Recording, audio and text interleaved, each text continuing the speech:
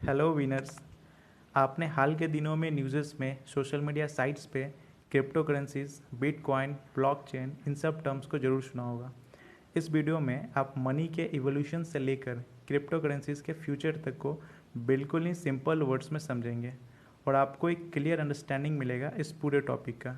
Evolution of money को समझने के लिए हम लोग चलते हैं आज से हजारों साल पहले, जब मनी नाम की कोई चीज़ एग्जिस्ट ही नहीं करती थी। उस समय लोग अपना ट्रेड करने के लिए बार्टर सिस्टम का यूज़ किया करते थे। बार्टर सिस्टम को आप ऐसे समझिए, मान लीजिए दो लोग हैं, सोनू और मोनू।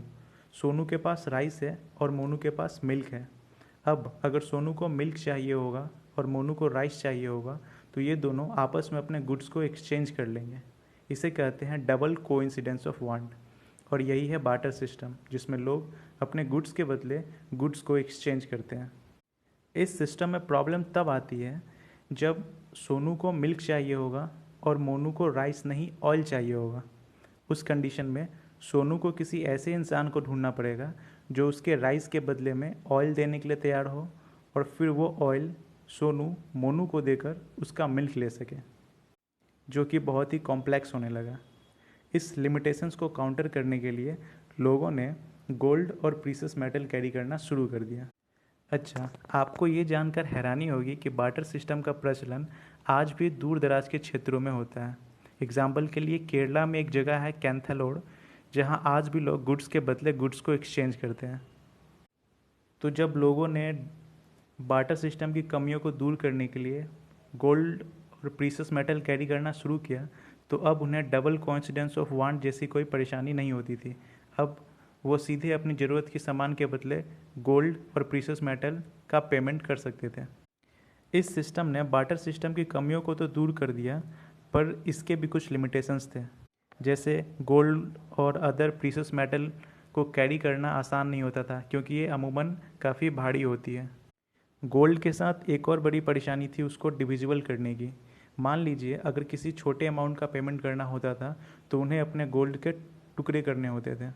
इस लिमिटेशंस को काउंटर करने के लिए गवर्नमेंट ने ये कहा कि अब आपको गोल्ड कैरी करने की ज़रूरत नहीं है।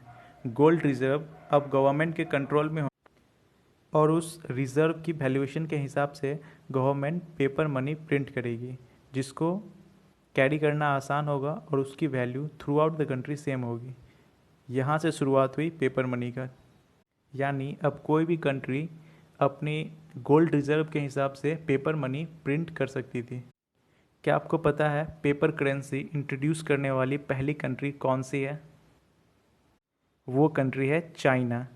चाइना ने सबसे पहले पेपर करेंसी को इंट्रोड्यूस किया था, और फिर गोल्ड रिजर्व पूरी दुनिया में एक्सेप्ट किया गया पेपर मनी को प्रिंट करने के लिए। बट वर्ल्ड वार के बाद से दुनिया के बहुत सारे देशों की इकोनॉमी अनस्टेबल होने लगी, और फिर 1971 में उस टाइम के यूएसए के प्रेसिडेंट रिचर्ड निक्सन ने ये घोषणा की कि अब से यूएस डॉलर गोल्ड रिजर्व के द्वारा बैक्ड नहीं होगा। यानी कि अब गवर्नमेंट के पास फुल अथॉरिटी आ गई कि वो जितने चाहें उतने नोट प्रिंट कर सकती है। इसे फिएट मनी कहते हैं, और इस वक्त हम लोग फिएट मनी के दौर में ही जी रहे हैं।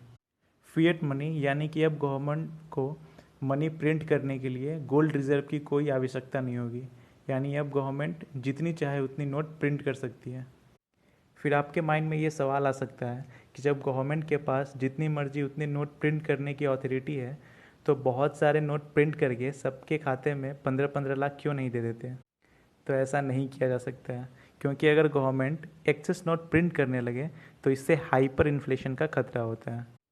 इन्फ्लेशन को आप ऐसे समझिए कि 2005 में 1 लीटर मिल्क की कॉस्ट अराउंड 15 रुपीज़ थी, और आज 1 लीटर मिल्क अराउंड 50 रुपीज़ की आती है।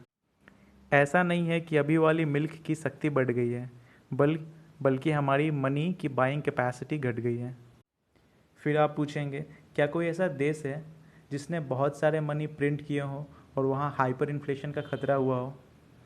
तो यस, ऐसा कई देशों के साथ हो चुका है। इसका सबसे अच्छा एग्जाम्पल है 2007 की जिम्बाब्वे की हाइपर इन्फ्लेशन। 2007 में जिम्बाब्वे में मनी की वैल्यू इतनी गिर गई थी कि बेयरली वहाँ पे एक ब्रेड के लिए लाखों जिम्बाब्वियन डॉलर की पेमेंट करनी होती थी। हालांकि गवर्नमेंट के पास फुल अथॉरिटी होती है कि वो जितने चाहे उतने मनी प्रिंट कर सकती है, पर गवर्नमेंट सीधे ही कोई मनी प्रिंट नहीं करती। गवर्नमेंट मनी प्रिंट करने के लिए बहुत सारे फैक्टर्स का ध्यान रखती है, जैसे डिमांड और supply, GDP growth, foreign reserve etcetera. और फिर इन्हीं सब के बीच में 2009 में सतोशी नाकामोटो नाम के एक शख्स ने बिटकॉइन को लॉन्च किया, जो कि एक क्रिप्टो करेंसी थी। और उसने ये प्री डिफाइन किया कि 21 मिलियन से ज़्यादा बिटकॉइन मार्केट में नहीं लाए जा सकते हैं। यानी कि किसी के पास ये अथॉरिटी नहीं था कि वो 21 मिलियन से ज़्यादा बिटकॉइन मार्केट में ले आए।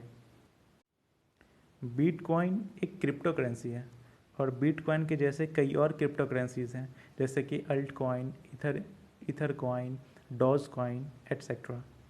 क्रिप्टो करेंसीज अपना ट्रांजैक्शन ब्लॉकचेन टेक्नोलॉजी पे करती है। आप इसको ऐसे समझिए, मान लीजिए आप इंडिया में हैं और आप यूएस में अपने किसी दोस्त को कुछ मनी ट्रांसफ़र करना चाहते हैं, तो आप कैसे करेंगे? आप बैंक जाएंगे, फिर इंडियन बैंक यूएस बैंक से कंसल्ट करेगी, फिर उस यूएस बैंक के थ्रू आपके फ्रेंड को आपका भेजा हुआ रुपीज़ डॉलर में कन्वर्ट होकर मिलेगा। इस पूरे प्रोसेस को कंप्लीट होने में काफ़ी वक्त भी लगता है और साथ में प्रोसेसिंग फ़ी अलग से।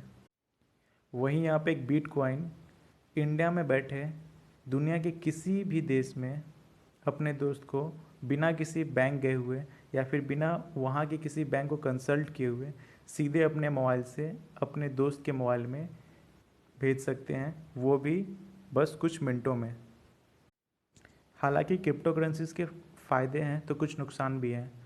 क्रिप्टो करेंसीज़ और क्रिप्टो करेंसी जिस टेक्नोलॉजी पे वर्क करती है, ब्लॉकचेन, वो किसी गवर्नमेंट के थ्रू कंट्रोल नहीं होती है, यानी इसमें इलीगल एक्टिविटीज़ होने का खतरा हमेशा बना रहता है। दूसरा, क्रिप्टो करेंसीज काफ़ी ज़्यादा वोलेटाइल होती है, मतलब इसकी वैल्यू बहुत ज़्यादा ऊपर और बहुत ज़्यादा नीचे भी चली जाती है कुछ ही समय में। एग्जाम्पल के लिए 2009 में एक बिटकॉइन की कॉस्ट अराउंड 7 रुपीज़ थी, जो कि इस वक्त मेरे वीडियो रिकॉर्ड करने के समय 30 लाख है। ये बहुत तेज़ी से ऊपर जाती है और बहुत तेज़ी से नीचे भी आती है। हाल के दिनों में लोगों का क्रिप्टो करेंसीज़ के प्रति इंक्लाइनेशन बढ़ा है और लोग क्रिप्टो करेंसीज़ में इन्वेस्ट कर रहे हैं। क्रिप्टो करेंसीज़ रुपी और डॉलर या अदर फिएट मनी है उसको कम्प्लीटली वाइप आउट कर देगा, ये कहना अभी गलत होगा। हाँ, ये ज़रूर हो सकता है कि क्रिप्टो करेंसीज़ और फिएट मनी दोनों साथ साथ एग्जिस्ट करें। क्रिप्टो करेंसीज़ को लेकर सस्पिशन हो सकती है, लेकिन क्रिप्टो करेंसीज जिस टेक्नोलॉजी पे वर्क करती है, जो कि ब्लॉकचेन है, उसकी संभावना काफ़ी ज़्यादा है और ब्लॉकचेन को अलग अलग सेक्टर्स में भी यूज किया जा सकता है। आशा करते हैं आपको इस वीडियो की जानकारी अच्छी लगी होगी। कमेंट कर ज़रूर बताएं आपको ये वीडियो कैसा लगा और इसमें और क्या क्या इम्प्रूवमेंट की जा सकती है। जल्द ही मिलते हैं एक और नई इन्फॉर्मेटिव वीडियो के साथ।